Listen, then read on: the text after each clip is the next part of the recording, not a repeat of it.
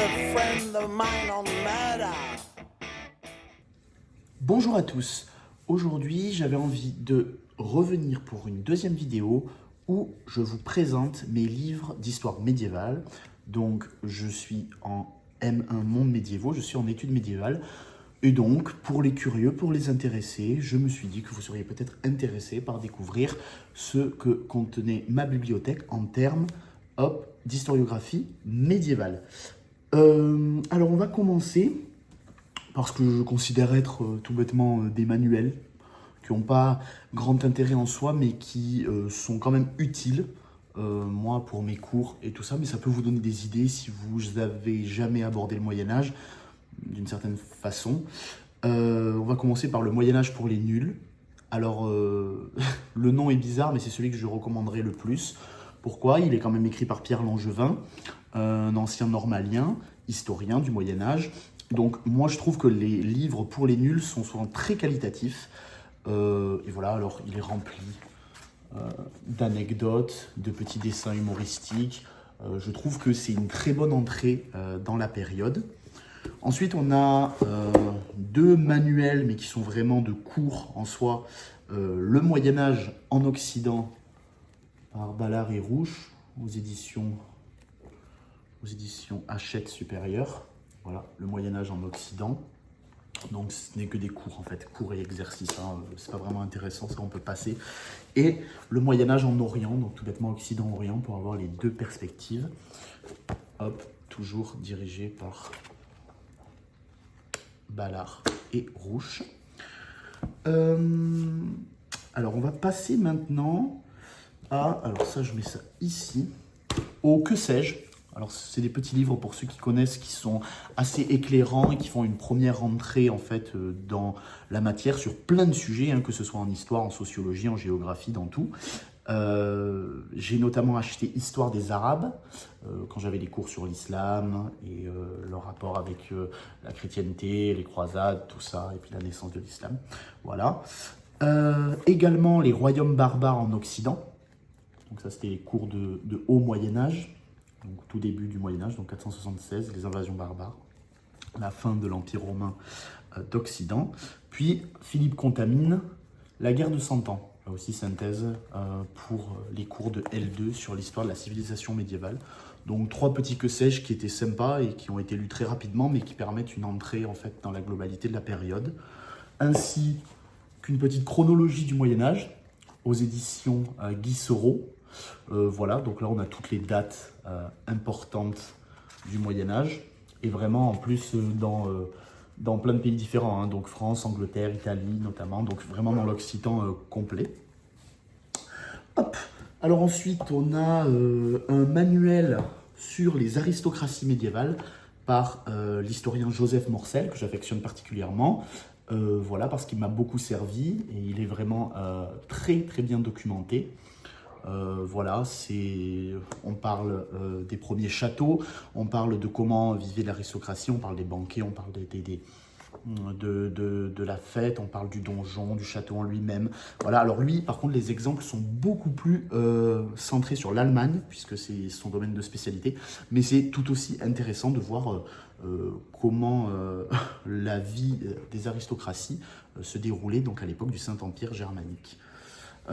Ensuite, deux livres de l'extrêmement regretté Martin Aurèle, voilà, qui nous a quittés très récemment, L'Empire des Plantagenets et sa biographie sur Aliénor d'Aquitaine, qui sont deux livres que je recommande absolument par vraiment l'esprit de synthèse de Martin Aurèle qui est vraiment génial, c'est bien écrit, ça transporte tout en étant hyper bien documenté. Voilà, c'est scientifique en même temps que c'est hyper intéressant donc de voir toute l'histoire de l'Empire des Plantagenets qui, suite au mariage d'Henri II, comte d'Anjou, qui deviendra après roi d'Angleterre avec Aliénor d'Aquitaine, donc qui avait épousé au préalable Louis VII de France, va asseoir en fait son empire et son territoire, puisqu'il va posséder la moitié du territoire français en quelque sorte. Donc voilà, c'était l'histoire des Plantagenets est monstrueusement intéressante. Elle a forgé le XIIe siècle. Aliénor d'Aquitaine l'a traversé. C'est vraiment 2 livres à lire que je recommande. Ensuite, 3 beaux livres, extrêmement beaux livres de la collection Belin, Histoire de France. Donc bien sûr, ça commence avec 481-888, La France avant la France, donc par Geneviève Bourreur-Thierry et Charles Mériot, qui va donc traiter de la première période du Moyen-Âge, donc à savoir le Haut Moyen-Âge, avec notamment les Mérovingiens, les Carolingiens, et ça va s'arrêter donc en 888. Voilà, donc le royaume des Capétiens n'est pas encore apparu, puisque c'est 987 si je ne m'abuse, donc ça s'arrête un peu avant. Voilà. Florian Mazel, ensuite, qui a écrit Féodalité, 888-1180, voilà, qui lui va traiter plus des relations de l'espace, des sociétés, avec notamment le renforcement de l'Église, le renforcement du château en tant que lieu de l'aristocratie, du renforcement donc de la féodalité, hein, c'est dans le titre, c'est vraiment voilà, comment la féodalité apparaît, comment elle va se mettre en place progressivement. Il est très rude à lire, mais vraiment très intéressant dans l'ensemble, mais c'est vrai qu'on peut le lire que par bribes parce que on s'y perd facilement. Ensuite, 1180-1328, alors c'est mon préféré des 3, L'âge d'or capétien par Jean-Christophe Cassard, qui correspond donc au règne de Philippe II Auguste, puis ensuite à la Troisième Croisade, à Richard Cœur de Lion, donc à la fin, je dirais entre l'essor et la fin de l'Empire Plantagenet aussi, où la France regagne un peu ses territoires, son pouvoir, mais également un âge d'or pour les croisades, malgré que la Troisième Croisade soit un échec, mais on était vraiment dans cette période-là encore. Voilà. Et bien sûr, la croisade contre les Albigeois, dont on va reparler tout à l'heure. Super intéressant voilà, de voir ce qui se passe dans le sud de la France. Et tout est dans ce livre. C'est hyper illustré. Voilà, richement illustré. Il y a beaucoup de texte, mais c'est très très beau. Alors c'est vrai que je ne l'ai pas dit, c'est quand même assez cher. Ici c'est 29 €. Pour Féodalité, 29 € également. Après, c'est des gros volumes, hein, et encore, ils sont en semi-poche parce qu'ils existent aussi beaucoup plus gros. Voilà, je crois entre 40 et 50 € les volumes. Mais c'est des livres que je conseille et qui sont vraiment très qualitatifs. Hop, la magie du montage s'opère, j'ai complètement oublié, bah oui, en même temps, j'ai des livres partout, ça va de soi, de vous parler de l'immense biographie Saladin par Anne-Marie Hédé. Je l'ai acheté parce que j'avais un exposé là-dessus lors de ce semestre en master, mais par ailleurs j'en ai lu quasiment les 3/4 et c'est exceptionnel, c'est super bien écrit, ça nuance complètement ce général de la dynastie des Ayyoubides, le premier de la dynastie des Ayyoubides qui va détrôner les Fatimides, donc ce général égyptien qui va rassembler les armées de Syrie et tout ça contre les croisés, notamment contre Richard Cœur de Lion et Philippe Auguste. C'est vraiment extraordinaire. La biographie, elle est complète, elle est nuancée, elle est vraiment avec une historiographie très plutôt récente quand même sur ce qui se fait pour Saladin, en tout cas mieux, elle date de 2012, ce qui est assez récent. Vraiment, c'est un travail qui ne cesse d'être remis en valeur. Moi, j'adore, donc je vous la conseille par-dessus tout, la biographie de Saladin d'Anne-Marie Hédé. Hop. Bon, c'est que du texte, hein, quasiment. Quelques illustrations au milieu d'ouvrage, mais voilà. Et si elle vous intéresse, elle coûte 26 €. Voilà, et c'est chez Grande Biographie Flammarion. Voilà, on reprend avec la suite de la vidéo. Voilà, ensuite, on revient un peu en arrière avec ce beau livre des éditions Les Belles Lettres, Grégoire de Tours, Histoire des Francs. Alors Grégoire de Tours à prendre avec des pincettes, hein, aujourd'hui avec toutes les recherches qui ont été effectuées, mais c'est vraiment lui qui écrit en fait les chroniques des rois mérovingiens, donc des rois francs, en fait, il vit après, hein, c'est l'histoire des Francs de Grégoire de Tours. Et c'est hyper intéressant parce que on a en fait un regard d'une personne un peu plus contemporaine en gros de la période, même si c'est vrai que ce qu'il écrit est très fantasmé et maintenant on a souvent remis à jour l'historiographie, mais c'est quand même intéressant parce que pour moi c'est un texte classique à lire et cette édition lui rend parfaitement hommage, c'est super joli. Donc voilà, et s'il vous intéresse, je crois qu'elle était à 35 ou 40 euros, quelque chose comme ça. Ensuite, on arrive à la partie qui touche beaucoup plus à la religion, avec notamment l'épopée des croisades de René Grousset. Alors là, on arrive sur quelque chose qui est vraiment dépassé. Pour autant, c'est quand même un texte qui a fait son succès, qui a fait unanimité à sa sortie. Maintenant, c'est sûr que ça date et que l'historiographie des croisades a été largement revue, mais pour avoir une vision globale et synthétique de la période des croisades, c'est très intéressant. Et en plus, c'est bien écrit, donc pourquoi s'en priver. Voilà, donc c'est aux éditions Tempus. Ensuite, bon ça c'est un livre récent, je le montre juste après, les cahiers de Fangeau. Donc ça, les cahiers de Fangeau sont une publication annuelle en fait d'histoire religieuse du Midi de la France au Moyen-Âge. Donc c'est dirigé actuellement par mon directeur de mémoire, monsieur Damien Carraz.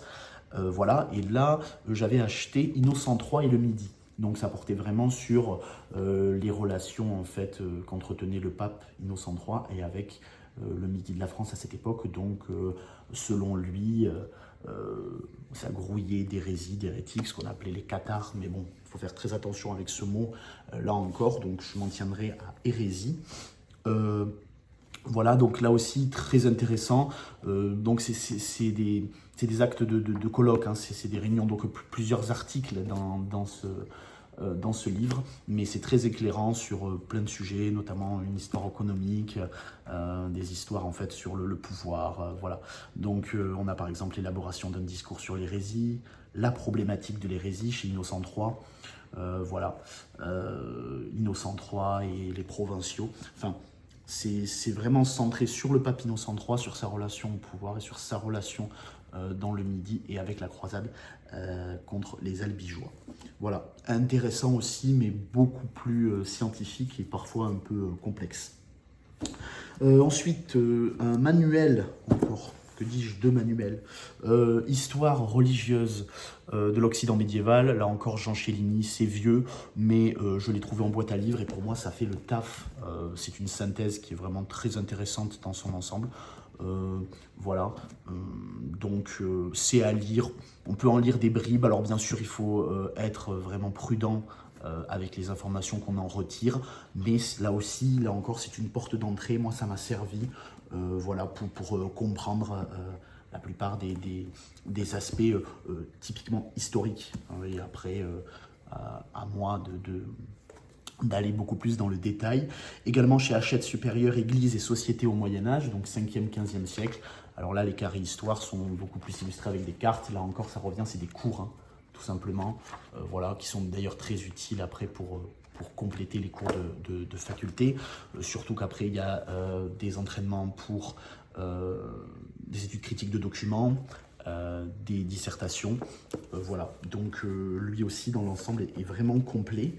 Ensuite on a là aussi quelque chose d'assez vieux, René Nelly, La vie des cathares au XIIIe siècle, mais préfacé par un historien que j'admire beaucoup, Laurent Massé, qui se présente de l'université de Toulouse Jean Jaurès, qui écrit beaucoup sur les cathares, sur le Midi, sur les princes, l'aristocratie, et qui étudie notamment la sigillographie, les monnaies et tout ça. Et donc c'est lui qui a également en fait co-dirigé avec deux autres scientifiques, dont notamment Laure Garret, l'exposition des cathares qui a eu lieu, bon, pour ceux qui sont de Toulouse, qui a eu lieu récemment, c'était l'an dernier, voilà, qui s'est terminé qui s'est terminée là, et oui, le 1er janvier. Voilà, le 1er janvier. Elle a commencé en avril 2024 pour se terminer là, le début janvier. C'était très très intéressant. Et en parallèle est notamment sorti Hérétique, les Toulousains dans la croisade, donc par Laurent Massé également, qui est un ensemble de textes sur les accusations d'hérésie, sur les aristocrates, sur le siège de Toulouse, sur un peu tout ce qui a rythmé la croisade contre les Albigeois et le Toulouse pris dans la tourmente en fait de ces combats contre les hérétiques. Voilà, donc c'est super intéressant et c'est en lien bien entendu avec l'exposition, notamment ici, si ça vous intéresse, il y a, voilà, mais c'est encore vendu, c'est le manuel de l'exposition ici, Qatar, donc Toulouse dans la croisade, l'exposition se nommait ainsi, voilà. Oui, donc le commissariat, c'est bien Laure Barthé, hein, pas Laure Garé, je m'excuse, c'est la conservatrice en chef du patrimoine, directrice du musée Saint-Raymond.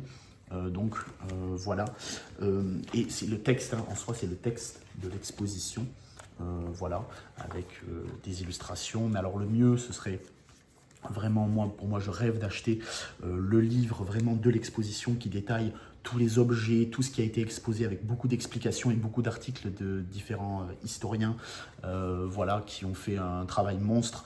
Le livre il coûte 40 €, mais pourquoi pas à un Noël ou à une fête particulière. Voilà, ça pourrait être une idée de cadeau et c'est vraiment voilà, un très très bon livre qui m'intéresse aussi beaucoup.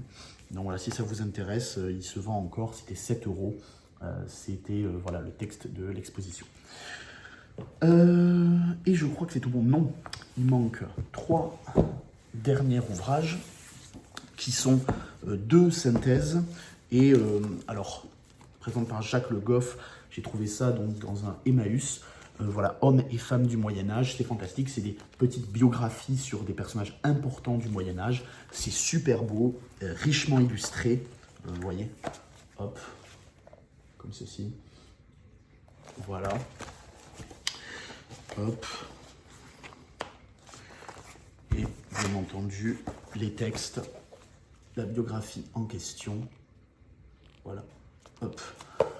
Et donc, c'est des textes biographiques qu'on retrouve, si je ne m'abuse, voilà, alors saint Thomas d'Aquin, saint Bonaventure, du Guesclin, Boccace, Philippe IV le Bel, voilà, des gens qui, des personnes, des rois, des papes, des théoriciens qui ont été très importants, des femmes même, qui ont été très importants pour l'époque médiévale. Voilà, donc je vous conseille vraiment de lire ce livre. Vous le trouvez en poche hein, maintenant aussi. Publié chez les éditions Champ Flammarion, si je ne m'abuse. Voilà, et c'est super intéressant. Donc, je vous le conseille. Hop, enfin pour terminer, il en reste 3 à présenter. Tout d'abord, Georges Minois, Histoire du Moyen-Âge. Alors là aussi, ça date un peu, mais c'est une très bonne synthèse pour comprendre le Moyen-Âge dans sa globalité. C'est bien fait. Il y a tout autant le point de vue politique que le point de vue économique, social. Il y a tout. Les dates importantes, les concepts qui se fondent, les explications donc, de la féodalité, les explications du commerce, de l'essor des villes, voilà, de comment en fait la guerre de 100 ans aussi a eu lieu, même si, et c'est le deuxième qui est intéressant, voilà la synthèse en question d'Amable Sablon du Corail, qui, elle, pour le coup, est plutôt récente, la guerre de 100 ans, aux éditions Passé Composé, donc Apprendre à vaincre. Alors là, c'est une des synthèses que j'ai trouvées les plus complètes sur la guerre de 100 ans, et pour moi, elle est vraiment parfaite, c'est bien écrit, c'est simple à comprendre, et je ne peux que la recommander. Voilà, il y a une super bibliographie mise à jour, c'est avec beaucoup de notes. Et voilà, donc pour ceux qui sont passionnés comme moi par la guerre de 100 ans, je ne peux que le conseiller, en plus du livre de Philippe Contamine, parce que Philippe Contamine, pour moi, est un très grand historien de cette période. Voilà.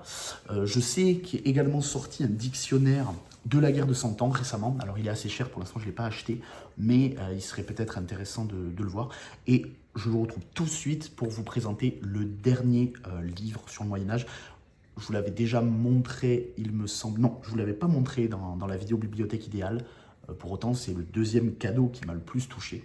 Je vous le montre de suite. Alors, au final, je reviens, mais j'en ai deux, parce que j'en ai oublié un qui était lui aussi important. Donc, c'est Histoire du monde, le Moyen-Âge, donc dirigé par Georges Duby. Là aussi, très très grand historien du Moyen-Âge, même si ses affirmations sont quelque peu dépassées maintenant. Mais c'est le but de l'histoire, de toujours retrouver, nuancer les propos. Néanmoins, ce livre est vraiment un point de départ, alors là, essentiel. Vraiment, c'est super beau, c'est Larousse qui fait ça. Ils ont fait de même avec l'histoire de France, mais là, c'est vraiment le Moyen-Âge en Occident, en Orient, mais dans le monde entier en fait. Donc même on voit comment le Moyen-Âge était justement dans les Mésoamériques, également dans tout ce qui est en Thaïlande, les temples d'Angkor, tout ça. Voilà, c'est super bien illustré là aussi. Peu de texte, mais très réfléchi. Vraiment, c'est un super livre. Mais celui que je voulais le plus vous présenter, voilà, je vous le remonte juste une dernière fois. Hop. Ici. Voilà. Alors celui-ci coûte 39,95. Voilà.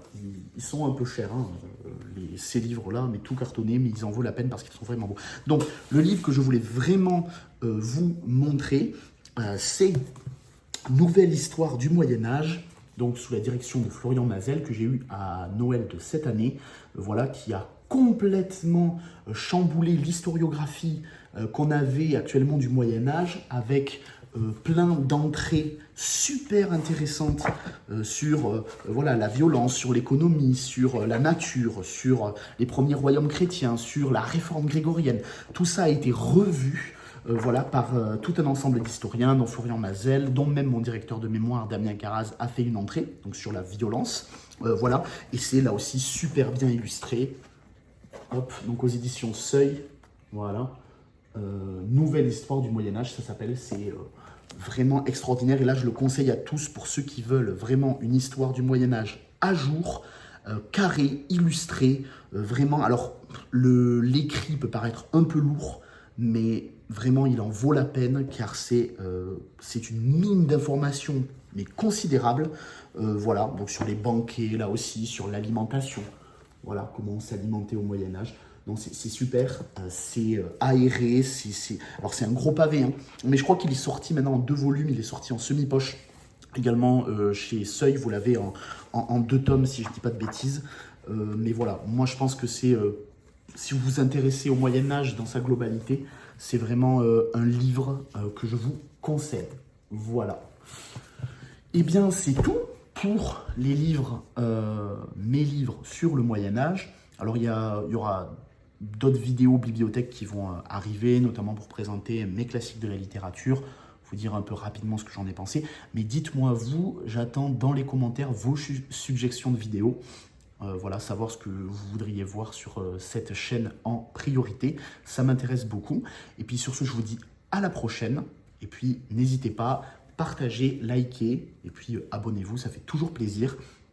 Puis moi, je vous souhaite une très bonne semaine. Au revoir.